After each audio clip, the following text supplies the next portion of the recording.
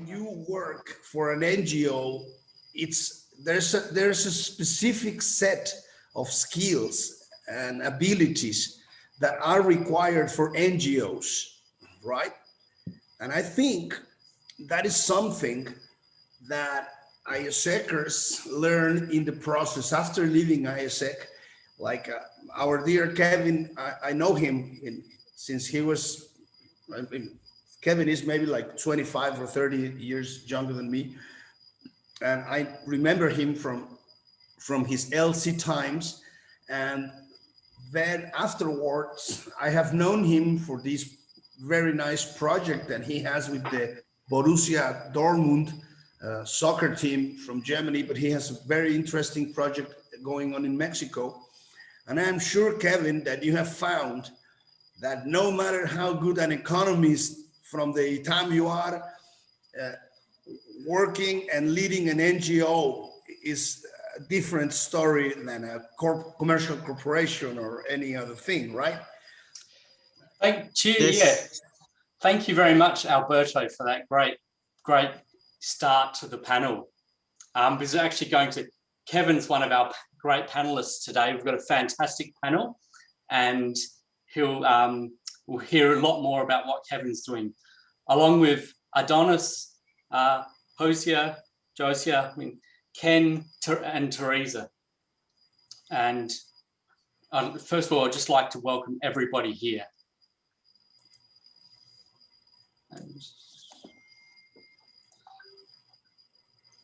And our first, actually, Kevin is our first panelist, as Alberto introduced, and he's, like the financial director and co-founder of Borussia Academy, which is a really interesting story. And Kevin was in AIESEC from 2010 to 2013, where you are vice president of outgoing exchanges. Also, you did an exchange in Lagos, Nigeria, where you worked on the Brothers Keepers Initiative, and that would have been really interesting. And you're the co-founder of the official Borussia Dortmund fan club in Mexico, and an academy, a soccer field, and also Resilience 2020. And fun fact about Kevin, he's the best dancer in a group of people, but the worst when he's alone. And very afraid of snakes, but sometimes he pretends to be comfortable when he sees a snake and it has other people. Really interesting. So Kevin, would you like to just say a brief thing about your brief introduction? Like, for example, can you tell us about, the Brothers Keepers Initiative? Yes, thank you very much. Actually, Brothers Keepers Initiative was a new Google LC project, not from Lagos, but I went to Lagos. Kind of strange how they connected the two LCs. So I worked with the princess of Nigeria. She started this NGO called Brothers Keepers Initiative in order to sponsor children so that they could go to private schools, because education in Nigeria was difficult when in the public schools. So I helped her rebuild this project, and we managed to have, in the moment when I was there, around 7 children that were in private schools. So it was a really good experience. I love it. And I think it was my first experience with children. And afterwards, I now founded the Borussia Academy, Academia Borussia in Spanish, where we have plenty of children, and we try to focus on their life skills, and they gain values using sports as a tool. So we think sport is a universal language.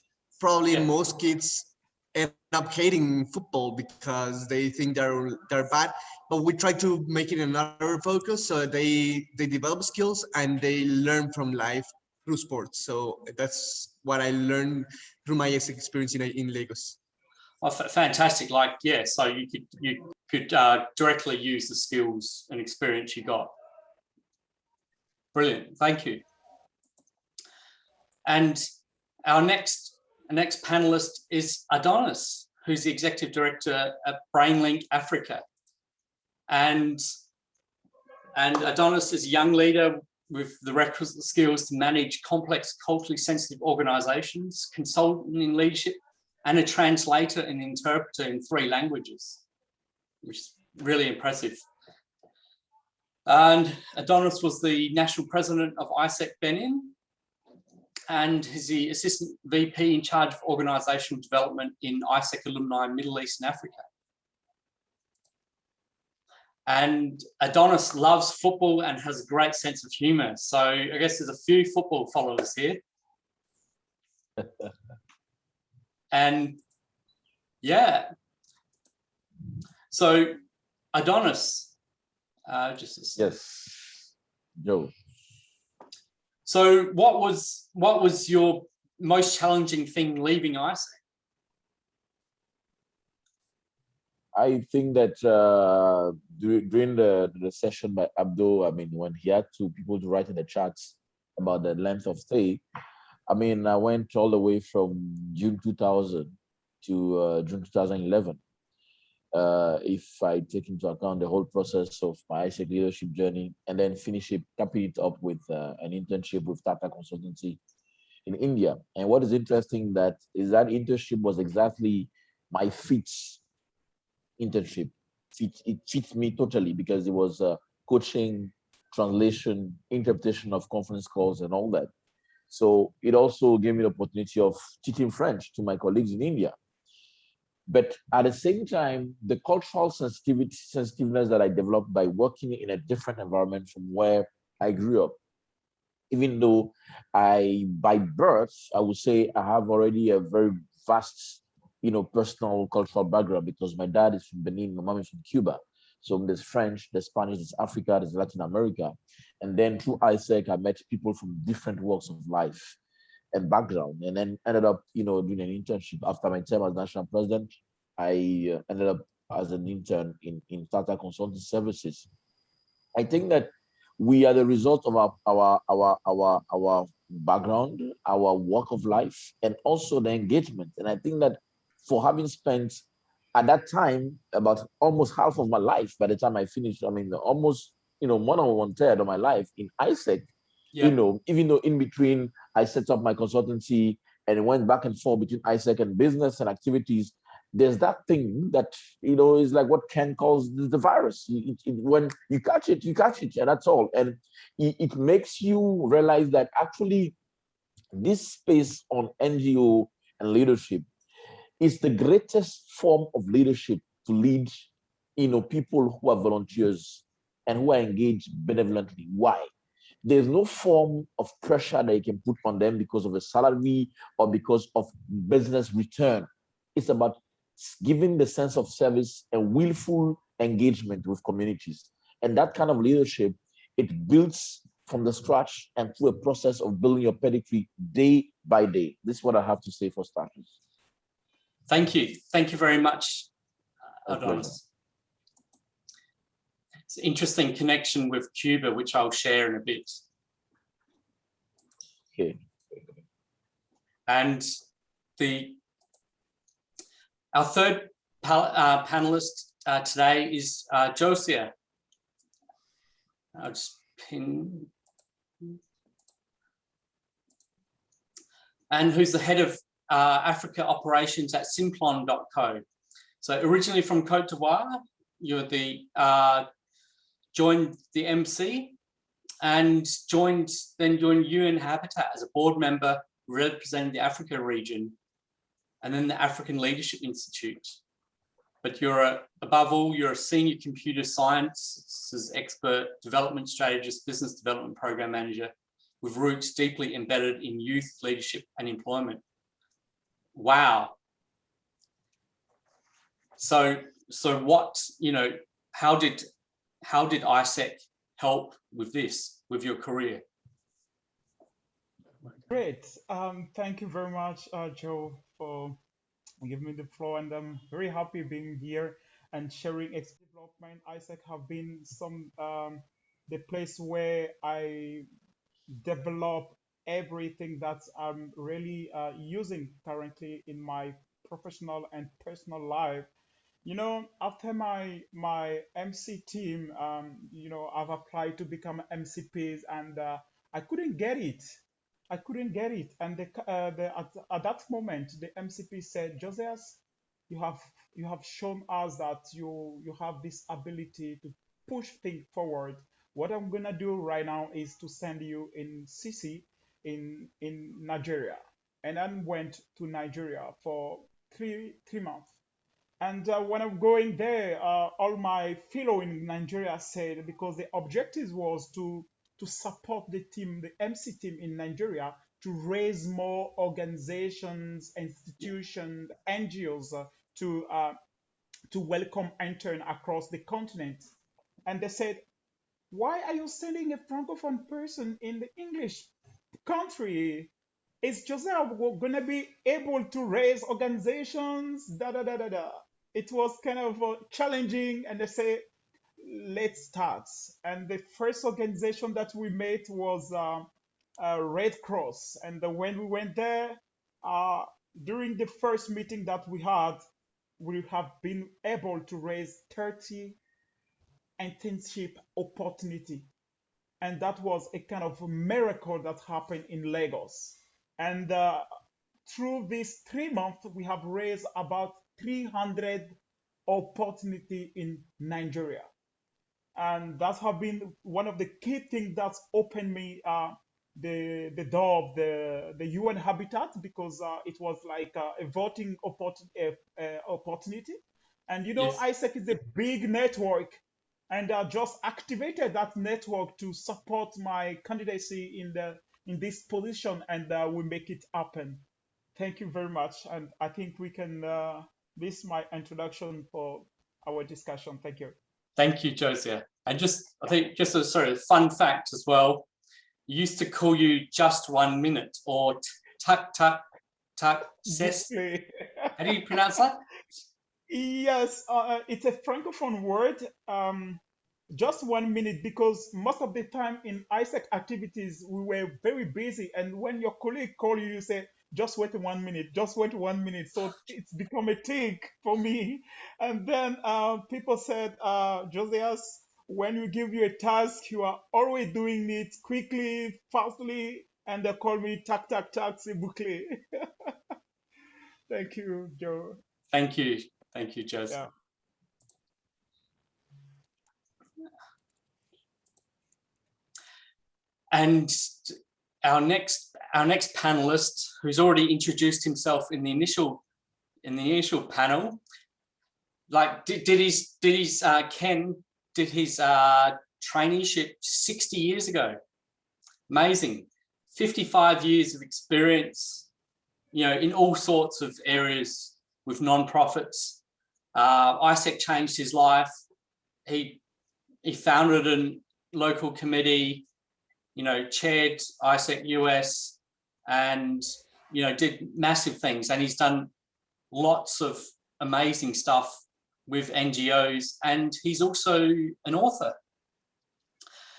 So Ken, what is one thing you could tell somebody who's leaving AIESEC? What is one piece of advice you could give them?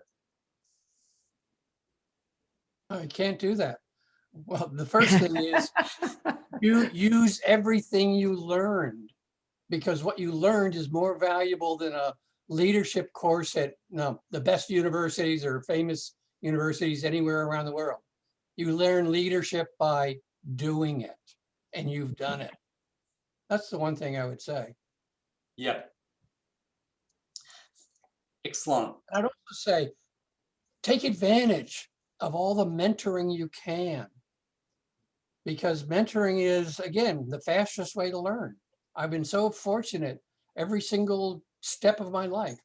I've had really good mentors, even though I didn't know what they were. They were bosses or colleagues.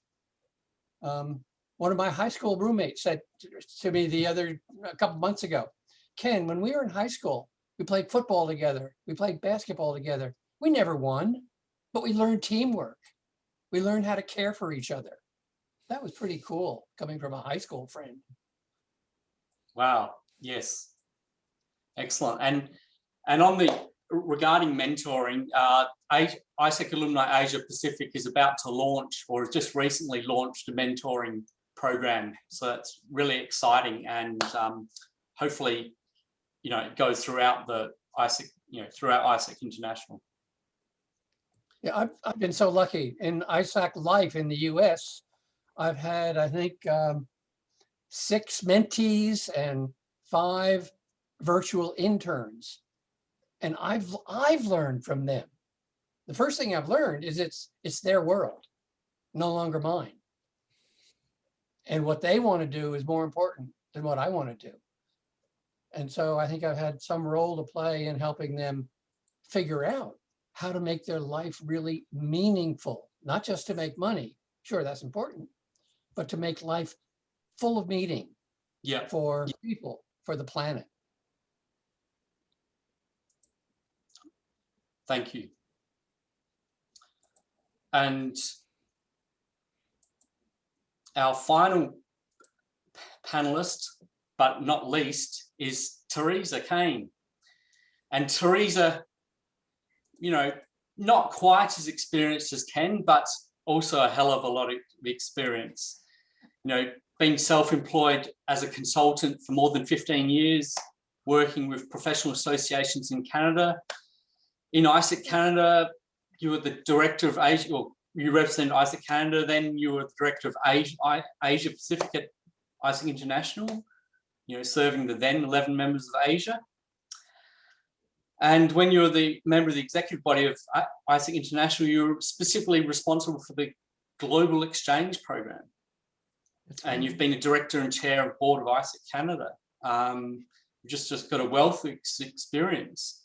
So what's something you could, advise somebody leaving AIESEC now? Oh, there's so many things. I would advise people leaving AIESEC now to remember that the passion they feel in AIESEC is important to find in something else. That when work is passion driven and mission driven, it is inherently more rewarding. If it's inherently more personally rewarding, then you are much more likely to be effective at it. And if you're effective at it, the whole cycle of the reward comes back. That would be one piece I would give, a piece of advice I would give. The other piece of advice is, and a few people have alluded to this, is I do think in AIESEC that we had tremendous opportunities to essentially punch above our weight at that stage. And we all developed leadership skills, organizational skills, project management skills, analytical skills, collaboration skills, and that those skills are very much needed in many organizations around the world. And the fact that we all got them in our early 20s is life altering. So that it's important to leverage those skills and continue to develop them and adapt them to other organizations that you also become a part of.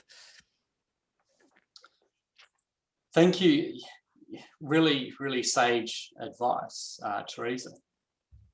And well, fun thing about Theresa is she takes ballet classes on Sundays, for people who've never danced before. And that's, again, always learning, always doing something, expanding your skills and experience.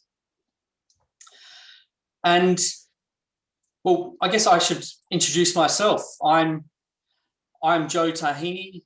I don't have a specific slide for myself, but I'm from Australia.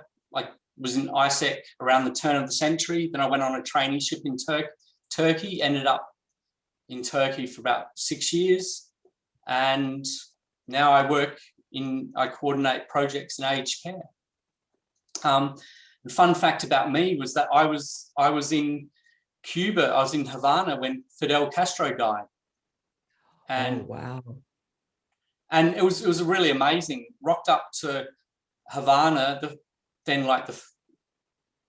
the first full day, was walking past the theater, and Placido Domingo and his wife stepped out of a car and walked past.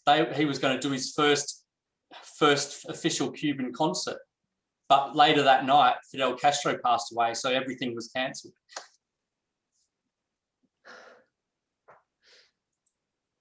So, yeah, that was fun to see everything in all the events and the different stuff happening. It was really, you know, like a special time in history. It's great to be there. Fantastic. Now I'll open up the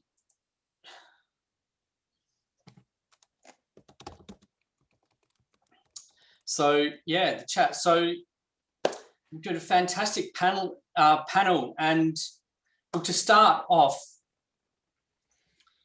so a question specifically to, I think kind of specifically to the NGO or community sector is like, how do you measure impact and or success? You know, with corporate, you know, you say, oh, there's a dollar figure. Mm-hmm. With you know, NGOs and that it can be quite different. So how would you measure success or impact? I can speak to that a bit. Okay, Theresa. You know, it's I actually, that's one of my I find NGOs both fascinating and frustrating, and I find them fascinating because of the power they have to make a difference. I find them frustrating because it is difficult to measure, but there are ways to do it, and I actually think it's vital to do it. I do come working at NGOs from the perspective of a business person. After AIESEC, I did an MBA. And the business element, that's important to steal from business to NGOs is the concept of reporting. You can't always report dollars, but it's really important in any NGO project that it has a limited scope, clear objectives, and by having that limited scope and clear objectives, it can be matched to resources. And by matching it to resources from the get-go, you can also determine the desired outcomes. And in order to determine the outcomes, you need to do outcome reporting. You know, sometimes that can be really formal and objective. Sometimes it can be more a sense of people's measurement of change. But it is critical to figure out in any NGO or any NGO project what the equivalent is of money tracking in business. Because money tracking in business is not the only thing that counts in a business-led initiative. It is one element. So figure out the parallel before you start. Otherwise, nothing is achieved. Nothing, a project does not become sustainable. You don't even know if you've made a difference. It's very hard to then get momentum. So that would be my point, is there has to be an outcome that is measurable and defined from the get-go. Thank you, Theresa. Can we have Kevin? Do you raise your hand before, and then Ken? Yes. We as NGO, we use KPIs. Actually, I learned that on AIESEC. So I know it's not the most important tool that you can use in order to measure, but we use it because that's what I learned through AIESEC, and I find it useful. But also, we as a project that is linked to a German football team, we need to send up a really big report once a year. And this report, we also put all the financial, but also we show all the cases that we managed to find through our process. For example, kids that have changed their life through our project. And now as an environmental project that we impact on the 17 Sustainable Development Goals. So we have also the B assessment tool as a tool that we use to measure our impact in the 17 Sustainable Development Goals. Because although these SDGs are not sufficient, is the ones that we have right now internationally, and we all accept it. So I think it's really important to be standardized in a global scale. So it's the one we use. And of course, now we have a really big challenge because we're moving also to impact investing. So they ask us for many other kind of reports, and that ones are also kind of difficult. Those reports are used in corporate side, but as NGOs is a little bit more difficult, so we are learning on that one also. Okay, thank you very much, Kevin. And Ken? Yeah, this is like one of the two biggest questions donors ask about NGOs. Can I trust you? And what is your impact? Yeah. And I think I love both of the answers just now. I mean, it's really wonderful to hear you talk. You are the epitome of social entrepreneurs. That's what NGOs are. I mean, step back and look at, what are results? There are 3 steps. One is the output of what you do. The second is the outcome of what that does. And the third is what does the outcome do for real people? So there are those 3 levels. And actually, this is the topic of my forthcoming 5th book on how do I know you get impact? And I take an approach called strategic evaluation. And it does everything the 2 of you just spoke about. And the best and the biggest NGOs are now focused on monitoring, evaluation, accountability, and learning. Good. Which they abbreviate as MEAL, or monitoring, evaluation, research, and learning, MERL. And some are, the very best are looking back 10 years. What happened to that project 10 years after we did it? And those are the really exciting results of what did you accomplish? Okay. No, excellent. Thank you, Ken. And so in terms of, what contribution has your lifelong AIESEC network made to your projects, to the different panelists? But I would say, yeah, I know that Ken has a lot of things to say. I know, but let me just tip in something. The thing is, you see, the sense of networking, let me put it that way, the sense of networking, that attitude of working locally, acting locally, but thinking globally, having a sense of taking your phone, making a call to someone, somewhere, somehow, that you got to know once, just once, but that that has a solution to a problem. That sense of networking is what drives a real not-for-profit leader. But let me tell you something. We are on this panel, but let me tell you, we have a very serious overview over every other panel, because government and corporate institutions, at the end of the day, they want to be seen as relevant.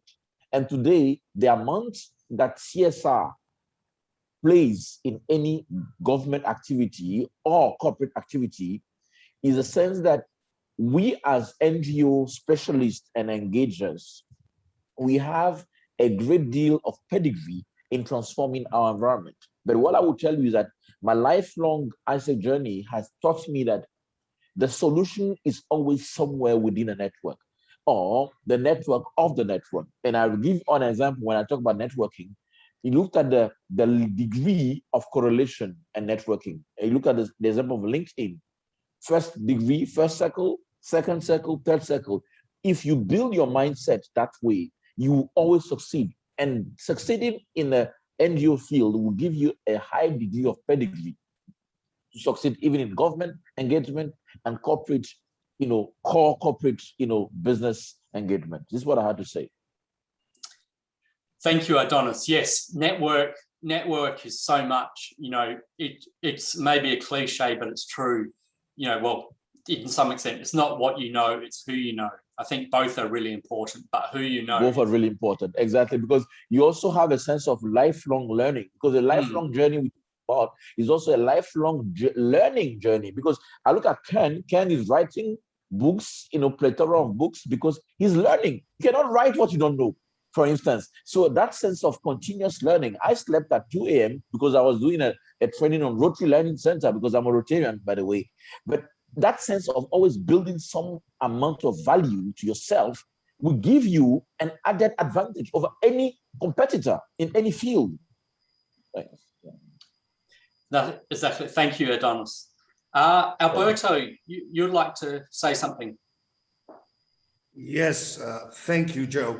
Now, trying to provide like a feedback or a story as an answer to your question of how my AIESEC experience influenced in the NGO I created after AIESEC. It's I married an AIESECer. Many know her, many know Idalia. We've been married for 30 years, something like that. And 24 years ago, we decided to create Hippotherapy Center, which is basically a place where we provide therapy to handicapped children and people in general with horses. So we decided to do this because we knew it was a very efficient and very creative and beautiful therapy, but it was not well done. I mean, basically what we saw is that people doing it were not doing it as a professional NGO. It was, excuse me the language, but it was a mess. So we started having conversations at home, and like 3 or 4 months discussing, are we going to do it? Are we going to do it or not? Are we going to commit on this? Do we really understand what is this going to take? So we decided to do it. And this is where the AIESEC experience starts influencing. First, we started making a plan.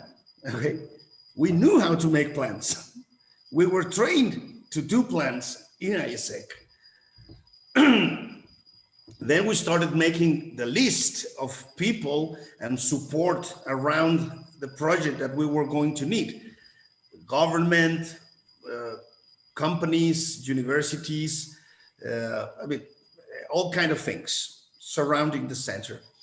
And then we started making all these presentations before these instances to create the center, and got the permits, got the therapists, got the horses, got the money, got the space with water and electricity free from the government. And we could have never done this without the AIESEC experience. It's like, I mean, our project, our Hippotherapy Center became our LLC.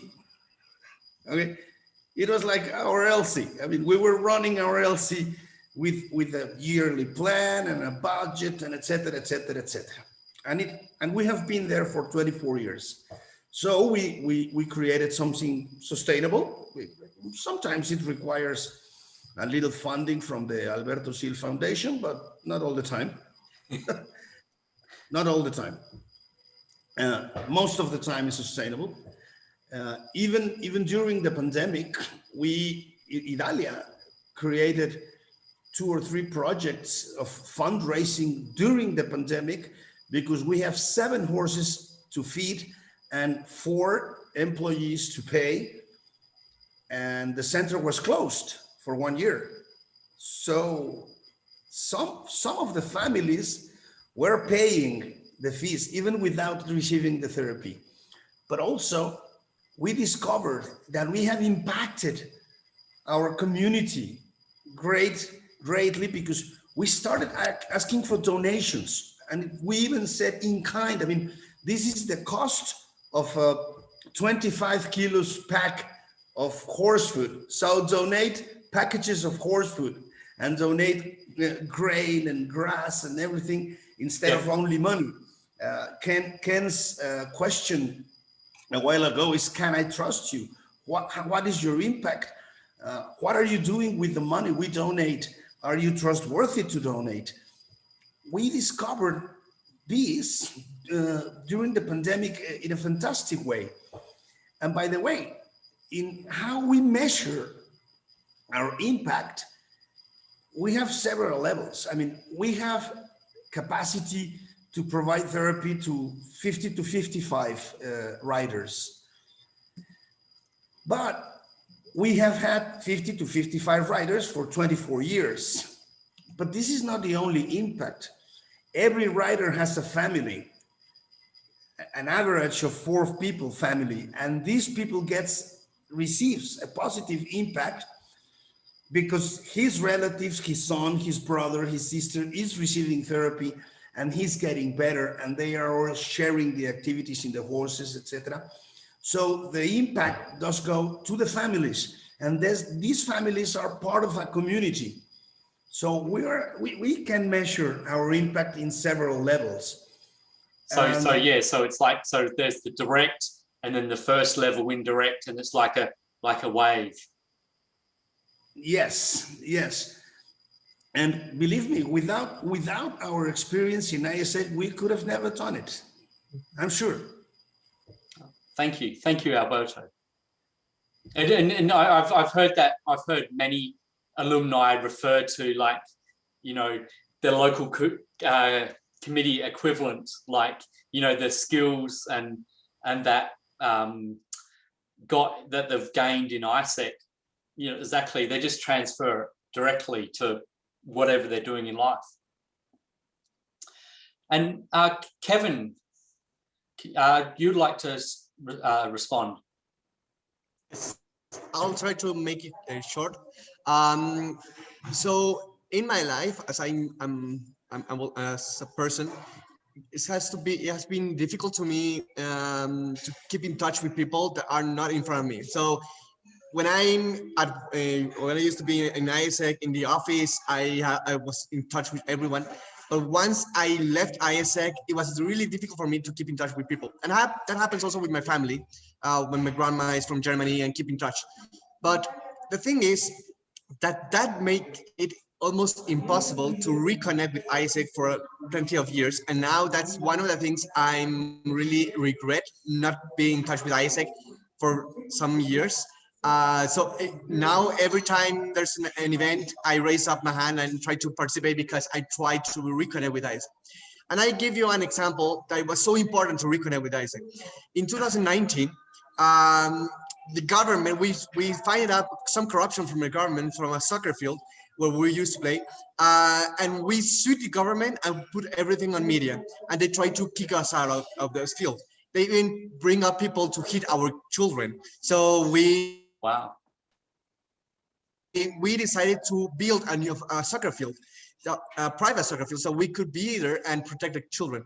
And in 2 weeks before the launching of the field, we didn't have money. So I asked everyone I could, and some AIESECers came, and one of AIESECers was now is a partner from our project.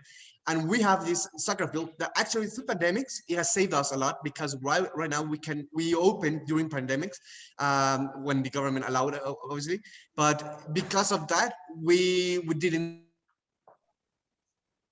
stop, and we are alive as a project. So having connected with some AIESECs helped us right now be in the place we are. So yeah, I think that's the important thing, to be connected. Okay, thank you. Yes, yeah, the connection and the support that the AIESEC network is you know almost unmatchable. And Josia, I'll give Josia and Ken chance to speak, and then if anybody else would like to raise any questions for the panel, please write them down in the chat. All right, thank you. What I wanted to point out is, based on the question that have been asked, one thing is, you know, most of the time, challenges is very local to a community, to a city, but the solution is really broad. It's really general. It may come from any other countries. So having a network and using that network is very relevant. It's very important for the sustainability of maybe your organization, because you don't know. In AIESEC, we have people with a different background. We have friends with a different background, experiences, and so forth. So keeping in touch with others, keeping in touch with a former colleague with in AIESEC might change a lot of things in your projects. See, for example, let's start with this practical example. In your diary, you just put maybe every day you have a 30 minutes discussion with one of your former colleague just to discuss about one point of NGO. For sure, you will get a great and magical idea that can push forward your organizations. That's one. Secondly, Martin Luther King said, whatever affect one directly, affect all indirectly. So putting things that way, what I wanted us to keep in mind is whatever we facing in our activities, in our project, someone has already faced that 10 years ago, 5 years ago. It's now you facing it. So the solution is somewhere. So we can find the solution anytime when we contact people. To finish, impact, maybe let's put it that way, impact versus success. What we're looking for, success is inside the impact, but impact is not always in the success. You understand? You might use maybe the arrow to have a target. You succeed by having the target, but the impact, like the space the target will show, maybe the explosion that you will see in the wall that have been done by by your arrow. That's the impact. And when you take the example with like say on the sea, you can see that the wave, the size, the weight of the wave might be the success, but the continuity of the wave till the beach, that's the impact. The impact goes forward and for a long time, but the success is fixed. It's for 1 day or 2 days, 3 days, and that's done. But working for impact, that's the most important. Thank you. Thank you. That's a really good point, Josia, that the impact can be greater than the success. It can be for a longer period or in a broader, setting, or not just the particular target. Great point. And Ken. Yeah, I absolutely love this discussion. I mean, I'm learning so much. I love the concept of lifelong learning, which is a build on the standard alumni bit. I mean, it's wonderful. For me, there are 3 values, 3 benefits that I get from my connections in the network. Energy. Every time I visit another country, and I do that usually 3 or 4 times a year, every time I visit another country, I try to connect with AIESEC alumni and students. And I get energy and appreciation and learning and love from them. It's a remarkable opportunity. Second, creativity. Research says those people who have connections with other cultures, like in a traineeship, a love affair, or marriage, are more creative because it makes your brain work in new ways. I get that every time I travel. Third is I get amazing help and support from people. Leah, who's a French student at UCLA, is translating my first book into French. Carlos, an alum from Mexico working in Canada, an executive, is translating my book on strategy into Spanish. Ani, who is from China and at UCLA, wrote to me and said, Ken, I think every young person in China should read your book. Oh my God.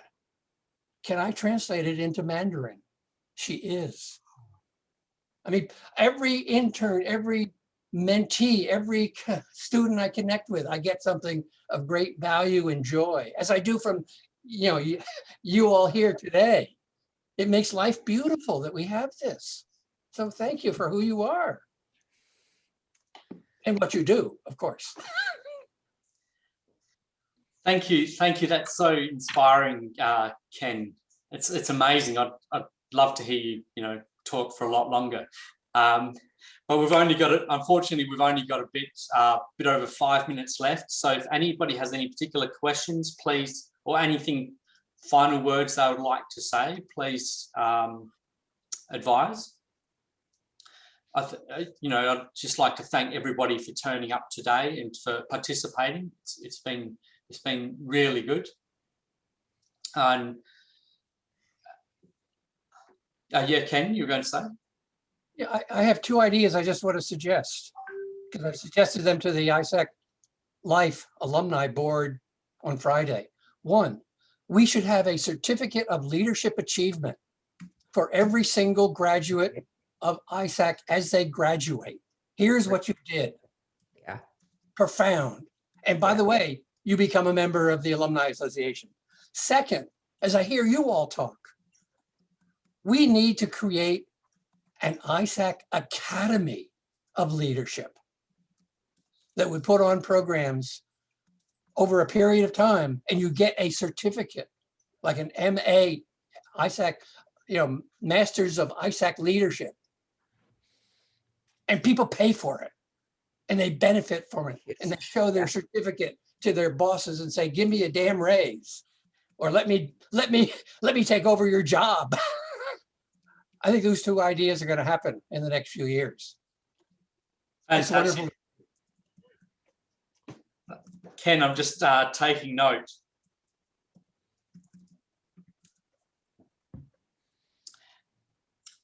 Thank you very much, Ken. And yeah, wonderful ideas. Kevin, did you have your hand up? Would you like to say something? Yes. I would say that right now we're living a really challenging world. We're facing different crises, and one of the most probably the biggest crisis that we're going to face is the climate crisis. So NGOs are essential. Most of people, they don't want to be part of NGOs because obviously the money is not as corporate. Or running probably an NGO, you need to be patient and you need to have perseverance. But I would say to AIESEC is learn that through your AIESEC experience. Learn how to be leader, learn how to be patient, learn how to connect with people, and learn how to be perseverant. Because that it will be essential for you to eventually run up your NGO, your social project, and the world needs it. And you as an AIESEC, you will have to lead the world and do the right thing through your NGO or your social project. So I will suggest that. And finally, learn how to recharge with energy. As Theresa said, it is really difficult, but you need to find out how to do it. In my experience, AIESEC Congresses did that for me. So after AIESEC, there's no AIESEC Congress, but there's Alumni Congress, and I will join the first Alumni Congress in my life. So yeah, I will say to find out alumni options that you have afterwards, so that you reconnect and you recharge with energy and do the right thing for the world. Joe, can I just add something based on what Kevin just said? Sure. Kevin, Adonis, you'll be next. So real quick, in Ontario, there's a thing called the Ontario Not-for-Profit Network that is an association of folks who work for not-for-profits or NGOs. And around a year and a half ago, they created a pension fund so that people who work for NGOs, if their organizations are a member for like $400, the employees can contribute to a pension that when they retire, they end up with the same caliber pension as if they worked for the government, the public service, or teachers or healthcare.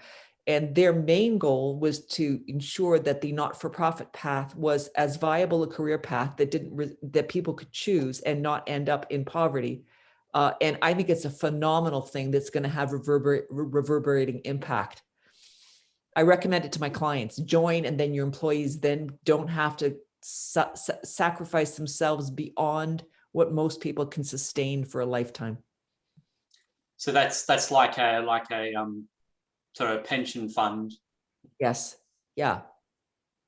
So you end up with a pension that is probably 80% of your salary while you're working, instead of just the bare minimum government pension that all of us get. So it's a game changer in terms of NGOs being a career path here. Okay, excellent. No, thank you, Theresa. And we have limited time, so we'll just have Adonis and then Raid. Thanks. There's one word that an AIESECer would never forget, and I think that Ken summarized it beautifully. It's leadership. And it's time for us to sell our expertise as leaders. And let me tell you, it's a panel on NGO and communities leadership, but believe you me, it is very powerful to develop the leadership within this sector because we can have an impact even on the corporate and government sector. Remember that. What Ken said, and I'm glad Joe took good note of that, making sure that we formalize our leadership development process and build up that academic level that can be replicated in all the regions of AIESEC and AIESEC alumni. AIESEC alumni as faculty and AIESEC members as facilitators and lower faculty to build a continuous generation of leadership building. That's for me quintessential, and we can do that. We have the power to do that, and we can have an impact beyond even the NGO sector. Thank you. Thank you, Adonis. Yeah, yes, formalizing the leadership and maximizing our impact as organizations and as an organization and as individuals. And Raid. Yes, thank you, Joe. And thank you everyone who's been here and blessing us with all of these advices. I am studying Masters of NGO Management, so I'm like very specific in this domain. And I should be, you should expect that I would be like the biggest fan and supportive of youth leadership in NGOs. But I had my doubts. And the reason of these doubts is, of course, financial concerns, like you said. My question is, do you think, like, what age is the best age to start really going like very deep down into like fixating on NGO leadership?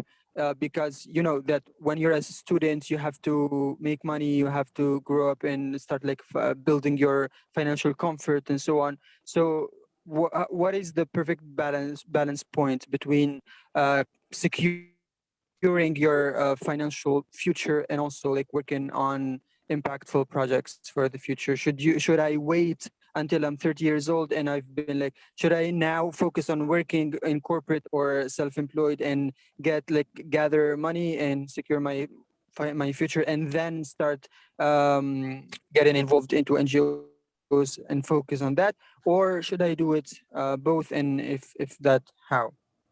Okay, Ray, thank you. That's a great question about like when, when's, I guess, the right time to focus on the not-for-profit space or the NGO space. Would anybody like to answer that in like a minute? Because we've got or half a minute. I'll answer in 10 seconds. You have 2 arms. Use them both. Be a volunteer now, work in a company now. Okay, great. Great answer, Ken. Thank you, everybody. We're going to soon go back to the main space, but just there's some really great ideas, and AIESEC provides so much for alumni in terms of networking support, lifelong learning, mentoring, skills, trust, and for the NGO space, there's a network, a global network out there of all this experience, and it's just so so important. And I think something great that came out of this was the need to formalize the leadership process. Mm-hmm. And I think that's a really great